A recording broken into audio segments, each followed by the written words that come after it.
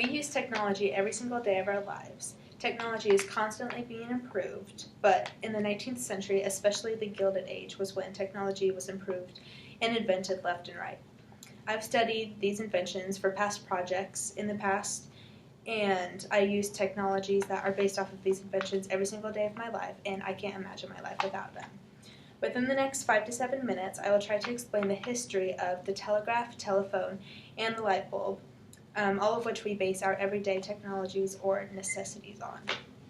It took over 50 years and many different inventors that were all trying to be the light bulb inventor for the light bulb to become the common household item that we use almost everywhere today.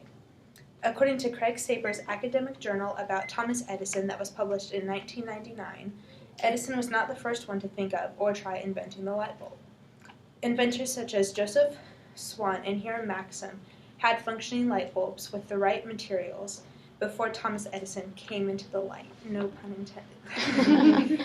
Edison was the only one to think of lighting up a whole entire city, though. Electric arc lighting, examples of that are like what they use in lighthouses, and a less intense version is welding, are very strong, as well as gas lights were already invented at the time. The light being too bright and the materials, which were carbon and platinum, melting were the main concerns. According to Ira Flatows, They All Laughed, published in 1992, the aim was to find the best shape that provided the most light while producing the least heat. Edison and his team looked at past inventors' failures and concluded that less electricity needed to flow through the burner to heat it up in order for the invention to work properly. More voltage was needed. Edison lengthened and thinned the platinum wires and sucked the air out of the bulb for the light to glow longer. Japanese bamboo was discovered as the longest-lasting filament, and it lasted for over 240 hours.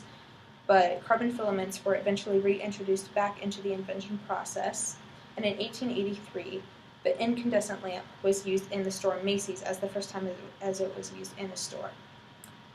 Huge advancements in communication were also used in the 19th century.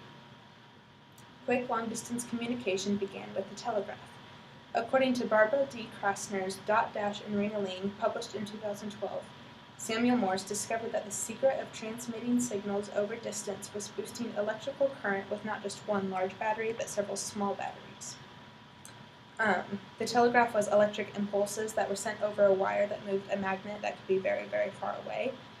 This magnet wrote out Morse code, which was discovered by Samuel Morse, and it was a series of long and short dots and dashes that were translated into letters and numbers to translate an actual message. Samuel Morse built the first telegraph line in 1844 that was 44 miles long from Baltimore to Washington, D.C. His message was, "What hath God wrought?" In 1861, there were 50,000 miles of telegraph lines all across the country in the works. And telegraph offices were across the country because people needed to physically translate the messages for people. Only the rich could afford the telegraph at the first time, and telegraphs became very vital in the Civil War. People used them to plan battles and ask for more supplies. In 1857, a telegraph line at the bottom of the Atlantic Ocean began being placed because we needed more communication with other continents, especially Europe at the time. The wire snapped many, many times, but in 1858, our connection with Europe was officially established. In 1866, the telegraph lines across oceans began working properly, but we still needed a need for faster communication, and the answer to that was the telephone. The telephone allowed quicker and easier communication all across the world. Alexander Graham Bell and Thomas Watson were the inventors of it. Alexander Graham Bell had invented the harmonic telegram, which produced sound by tuning the forks, and in 1875, the first working telephone came about, and it was actually an accident. According to Jesse Jarnow's book, which was published in 2004, was about the invention of the telegraph and telephone. Bell heard Watson yelling for help because he had spilled something from a different room through the telephone. Bell tried to sell the invention, but nobody bought it, so he created the Bell Telephone Company. By the next year, there were over 10,000 telephones in houses, and so people tried to claim the invention for their own, but Bell won all the lawsuits and remained the only telephone company for quite a while. Operators still connected the calls, physically, but eventually numbers were assigned so that people didn't have to ask, what's your name and who would you like to send a message to, because that took a lot more time.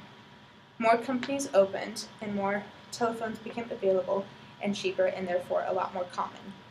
In 1900, over 800,000 people had telephones at work and at home. The telephone became cell phones over time, and those advanced into iPhones, Samsungs, all of which we probably have in our backpacks right now. These technological advancements are the basis for our living today. As a summary, there are three main inventions: the telegraph, telephone, and the light bulb, that the world is based off of today. Years and years of hard work got technology to where it is today, and hopefully learning more about these technological advancements and the inventions of them humbles us and makes us more grateful for what we have. Thinking about how far technology has come in the last decade, not to mention over the past century, is crazy, and it will be very interesting to see where technology is in yet another 100 years.